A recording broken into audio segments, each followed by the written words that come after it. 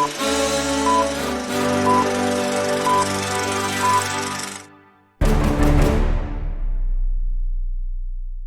my top 15 best movies done, my top 10 worst movies of the year done. Hopefully you guys enjoyed my big list of 2024. I had so much fun doing these interviews to you guys. I really enjoyed doing my top 15 best and my top 10 worst movies of 2024. Those are done. Now let's get into the small end of the year list that I normally do every single year, talking about my disappointments and surprising movies of 2024. And I want to start off talking about my top 10 most disappointing movies of 2024. Now, the difference between this and the worst list, I always keep saying, these aren't the movies that I hate. You know, some of these movies I actually did like, but these are just the movies that I was actually looking forward to, but they unfortunately disappointed me. Turned out the way that I didn't want it to be. I wanted these movies to be much more better than they actually are. So like I said, none of these movies are bad.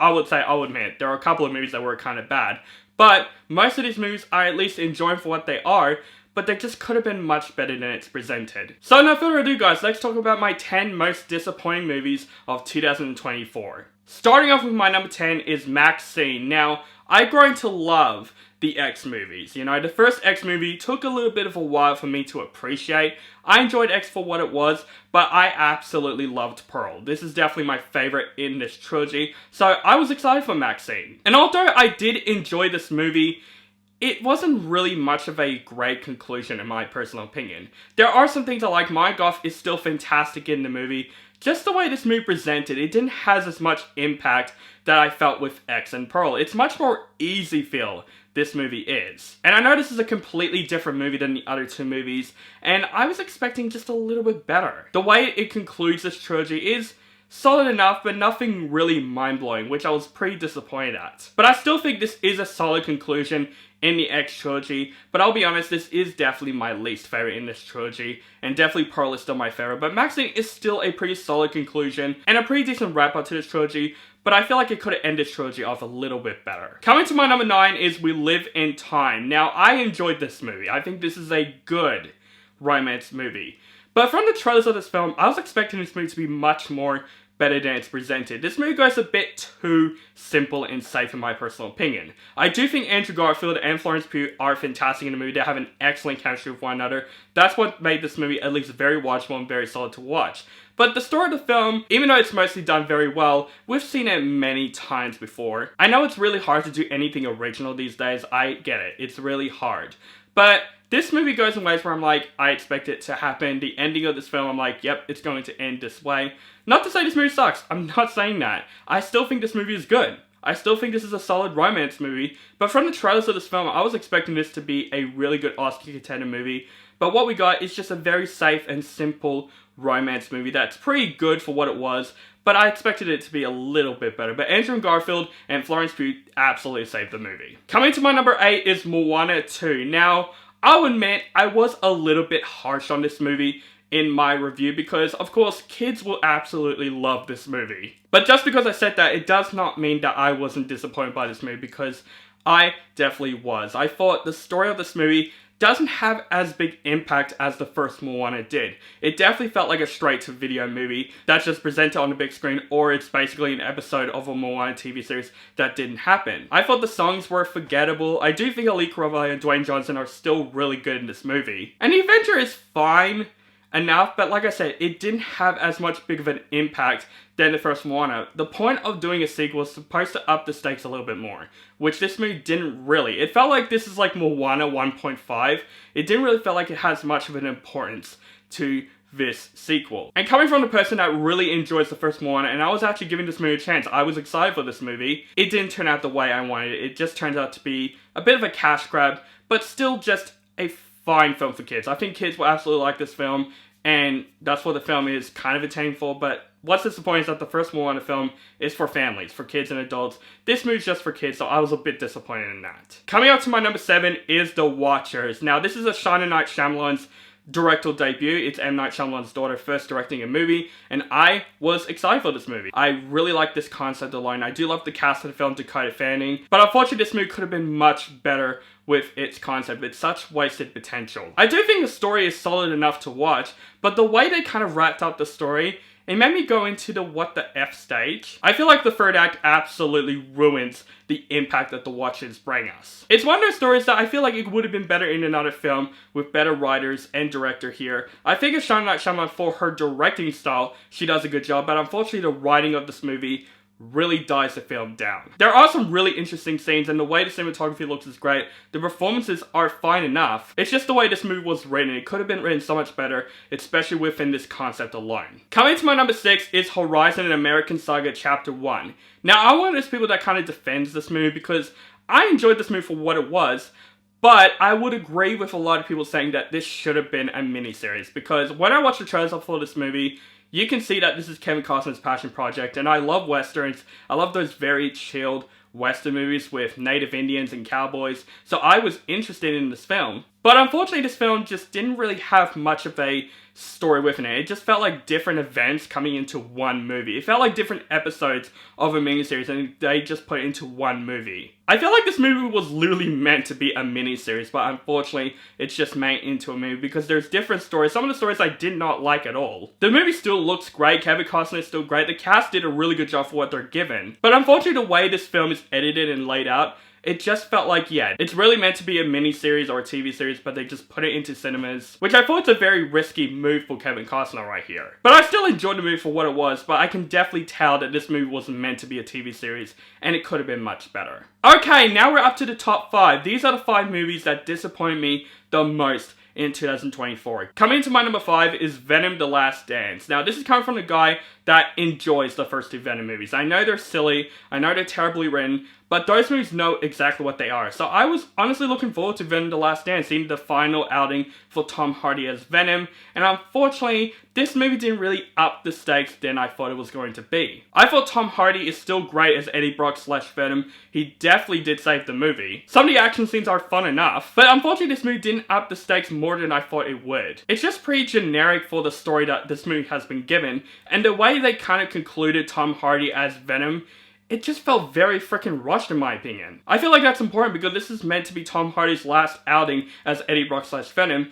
and I just felt like they did that really rushly. The villains of the film, there's not really a villain in this film. The villain of this film is these monster creatures that are generic as fuck. Yeah, Noel is in the film, literally just for a bit, and in the end credit scene, which I'm not going to lie, I'm actually looking forward to seeing Noel in the rest of the MCU because his design looks really terrifying. But as a film with a story and stuff, it's just pretty bland, pretty generic, and definitely my least favorite, unfortunately, in the Venom trilogy. Speaking of movies that I think it could have been much better, coming into my number 4 is Ghostbusters: Frozen Empire.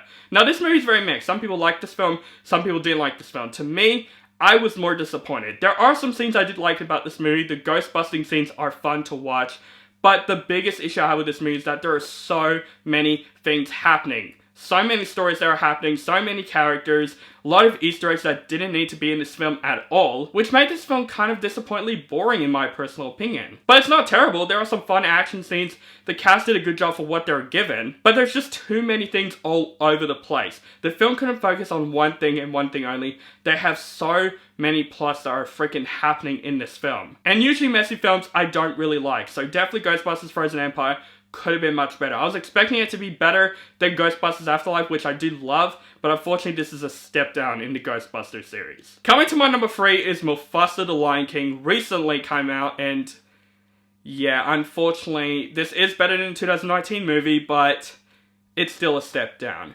Now, I do love the animation in this film. The visual effects are still fantastic in the film. The voice casting is fantastic, and I didn't get to mention it in the review, this film does a great job of making a little tribute in the beginning of James Earl Jones, which I really do love. But the story just could have been much more better than it's presented. Seriously, the way they made Scar the villain, Mufasa the way he is, because of this one thing, I'm like, this is one of the most cliched things that I've ever seen in the film. I wish they could have done the rivalry between Mufasa and Scar a lot more better. The songs by Lin-Manuel Miranda are completely forgettable. That's what disappointed me the most about this film. The music, Lin-Manuel Miranda. I've always loved Lin-Manuel Miranda, but unfortunately the songs in this movie are just forgettable. How does that happen? But definitely the visual effects is what saved this movie, and there are some fun action scenes in this film, but unfortunately, even though this is better than the 2019 remake, it's really not saying much because this is a pretty unnecessary prequel, I would say. Even though I was interested in the film and I was excited for the film, you could tell by watching this film going,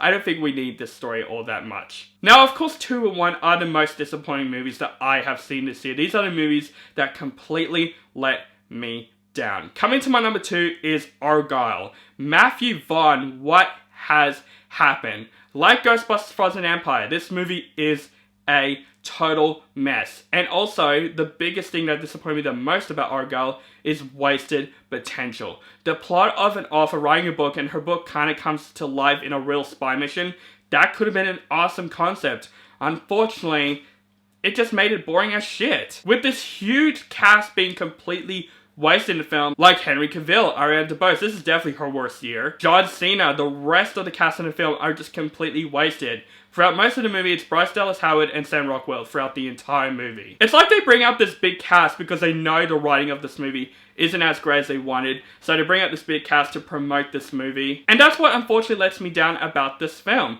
The cast is wasted, the story could have been much more better developed because it's just so messy and boring overall. Yeah, some of the action scenes are fun to watch, but unfortunately, for Matthew Vaughn, I expected this to be a lot better. I'm hoping that this film gets sort of a remake in some sense and make the story a bit better, because unfortunately this movie had the wrong writers here. Not a terrible movie. It's not a terrible movie. It has some fun action scenes. There are some fun to be had with it, but unfortunately this is definitely a big step down from Matthew Vaughn.